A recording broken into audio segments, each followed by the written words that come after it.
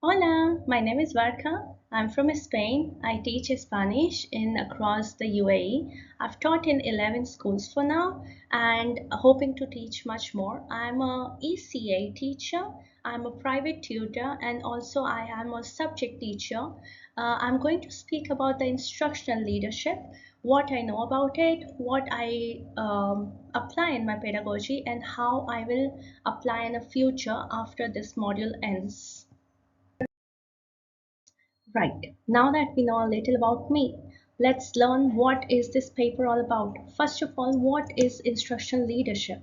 Instructional leadership is a leadership approach, an approach that focuses on improving the teaching. It improves the learning within the education settings. Unlike the traditional leadership styles, instructional leadership is centered on the core mission of the school, the learning. According to Hallinger, instruction leaders influence the school performance by shaping the quality of teaching and learning. Whereas Robinson, Lloyd, and Rowe further highlight that such leadership has significant impact on student outcomes. It emphasizes that effective instruction leaders create a shared vision for success and provide ongoing support for teachers. The instruction leadership has mainly focused on the learning. It focuses on the learning. That means it prioritizes improving students' outcomes by enhancing teaching effectiveness. It focuses also on the professional development. They empower teachers through targeting training, coaching, and constructive feedback. Also, it's a data-driven decisions. Data-driven decisions are basically using the assessments and performance data. They refine instruction strategies to meet goals. Moreover, instruction leadership is focused on the collaborative culture.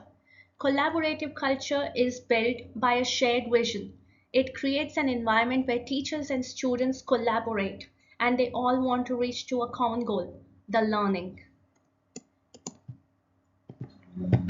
To resume, instruction leadership fosters a learning oriented environment where both teachers and students thrive. Now that we know what is instruction leadership, let's see what is the importance in the context of school improvement. So, first of all, instruction leadership enhances teaching quality. It boosts student achievement. It creates a positive school culture.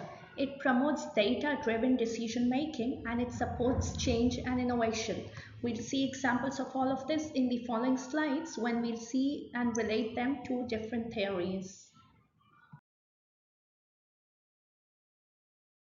School leadership hierarchy. So in my school, we have the dean of the school, then we have the deputy dean, the head of departments. One hierarchy that is very important is the student leadership in my school. There is the subject teacher, which is me, the Spanish subject teacher. We have the class teacher and the supporting staff, which is the LSA. An example of the leadership is over here for the student leadership, where we see the different roles of a student as a leader.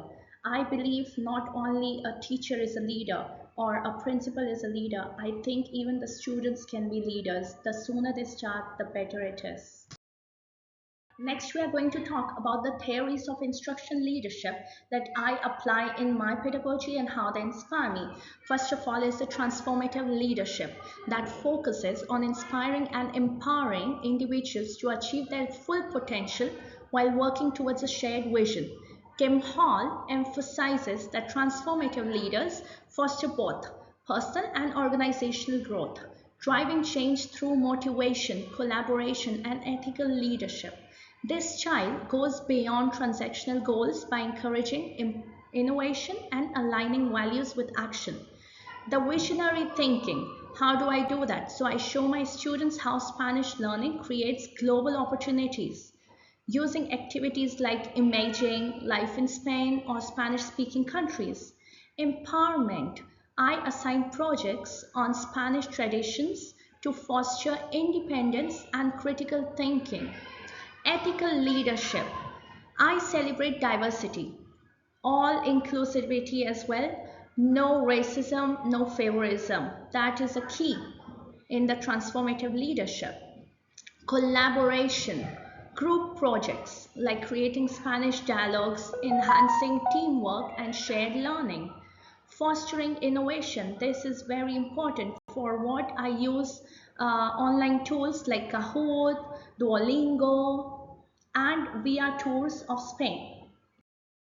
Next theory that inspires me is the distributed leadership inspired by Spillen. This theory emphasizes shared and interactive leadership that leverages team strengths for collective success.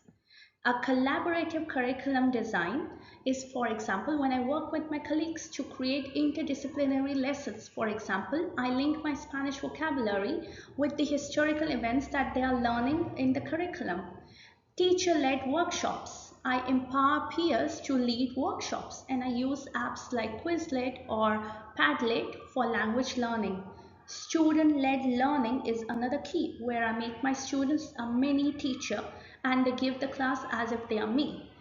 Collaborative problem solving. I incorporate IT in my classes to integrate tools like virtual tour to enhance student engagement. In summary, distributed leadership fosters collaboration and inclusivity.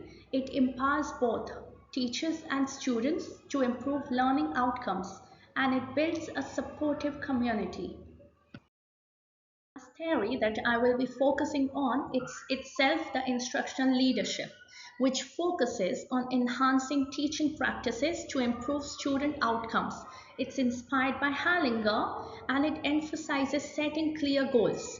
For example, if we set a measurable objective, for example, of 20% conversation fluency betterment in a semester. Next is providing professional development. What does that mean? I lead workshops on innovative strategies such as games in the language or tools in the vocabulary by doing role playing or fostering continuous improvements amongst colleagues. Monitoring and feedback is a key as well. I adjust the teaching based on students' feedback, which not only helps me to understand if they are learning, but also to understand if I am teaching well. Building a collaborative culture, collaborating with colleagues, and designing interdisciplinary projects like blending Spanish descriptions with art or with IT is a collaborative culture. In summary, instructional leadership underpins my teaching, helping me improve instructional quality, support peers, and foster student success through clear goals, collaboration, and innovation. Well, knowing the theories and learning about them is not everything. Still, the leaders face too many challenges. Me personally, I face many challenges as a Spanish teacher. One of them is managing mixed proficiency levels. So, for that, I group my students in different levels and we do different levels of activities so that no one is bored. That increases also the students engagement, that is another of the challenge. And to increase the exposure of the target language, I take them on field trips, I take them to Spanish restaurants, and we also do too many Spanish workshops. Last, how this research will help my current and future practices as an educational leader. So, by using research, I can make an informed decision, support my team, and create a positive environment for teaching and learning.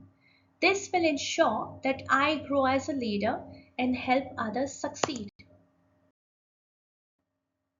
Thank you.